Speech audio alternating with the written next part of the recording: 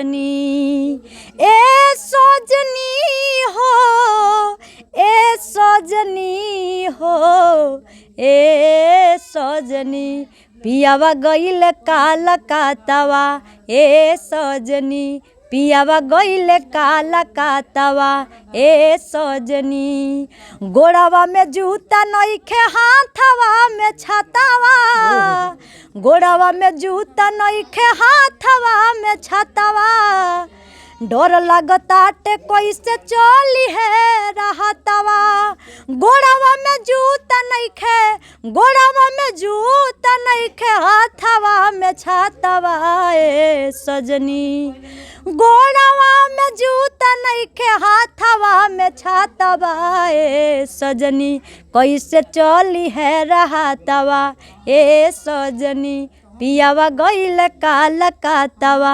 ए सजनी। चलिए, पूनम, बहुत ऐसे कलाकार लोग हैं जो अश्लील गाने गा करके रातों रात में सुर्खियाँ बटोर ले रहे हैं और मशहूर हो जा रहे हैं।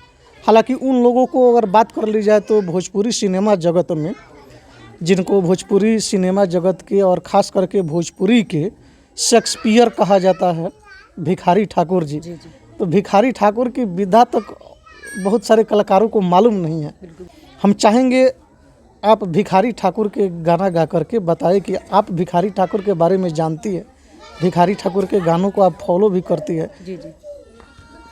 सबसे पहले तो आदरणीय अपने भिखारी ठाकुर के चरणों में मैं बार बार प्रणाम करना चाहूँगी कि इन्होंने ऐसे साफ सुथरे छवि के गाने हमारे समाज में छोड़कर गए, जिनको मैं आज अनुकरण करती हूँ, जिनसे मैं कुछ सीखती हूँ। और बहुत सारे कलाकार हैं जो कि मेरी तरह हैं, उनको देखकर कुछ सीखते हैं, अपना आइडल मानते हैं लोग कि नहीं, हमसे बहुत मतलब कि भोजपुरी को कहा जाए तो मतलब जन्म दिए संगीत के क्षेत्र में।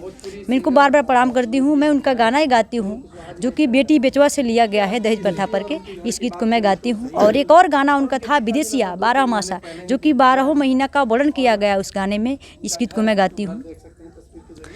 रुपया गिनाइली हलो, अरे पगहा धराई दिहलो,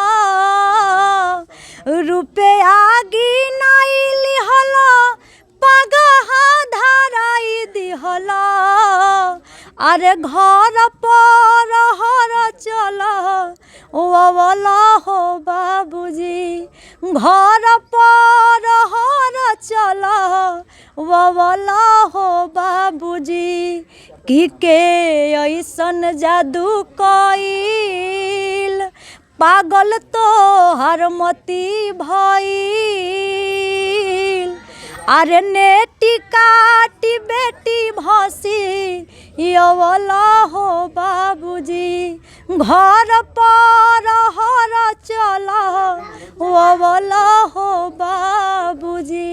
अच्छा पूनम, भिखारी ठाकुर जी का ही एक गाना है जिस गाने को हम लोग कई सारे कलाकारों के द्वारा सुनते हैं कि पियुआ गइले कलकतवा, तो हम चाहेंगे कि इस गाना को सुनाएं। जी, इस गीत को गाए आदरणीय भिखारी ठाकुर जी। और इस गीत का रचना भी बहुत ही अच्छे से इस लिरिक्स को लिखे हैं अपने लेखनी के माध्यम से। इस गीत को मैं गाती हूँ। ए सजनी हो, ए सजनी हो, ए सजनी, ए सजनी हो, ए सजनी हो, ए सजनी, पियावा गइल काला कातवा, ए सजनी, पियावा गइल काला कातवा, ए सजनी, गोड़वा में जूता नइखे हाथवा में छातावा, गोड़वा में जूता नइखे हाथवा में छातावा, डर लगताटे कैसे चली है रहतवा, गोड़वा में जूता नइखे, गोड़वा में जूता नइखे हाथवा में छातावा, ए सजनी, गोड़वा में जूता नइखे हाथवा में छातावा, ए सजनी, कैसे चली है रहतवा, ए सजनी, पियावा गइल काला कातवा, ए सजनी। चलिए